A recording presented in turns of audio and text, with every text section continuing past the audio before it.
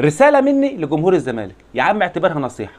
أولا أنت مش قد جمهور الأهلي، ولا قد كلاحة جمهور الأهلي، ولا في يوم من الأيام هتعرف تعمل اللي بيعمله جمهور الأهلي. خليك على قدك وخليك في حجمك.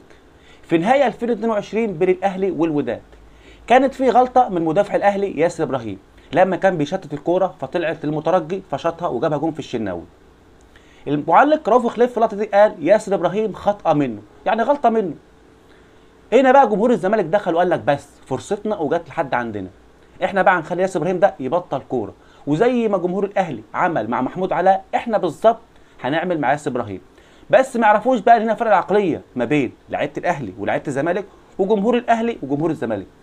جمهور الاهلي بيعرف يحمي لعيبه كويس قوي. في الفتره دي ياسر ابراهيم خد دعم من جمهور الاهلي ما خدوش طول حياته، واللاعب بينه وبين نفسه كان في تحدي كبير جدا، لازم يرجع ويثبت نفسه احسن من الاول.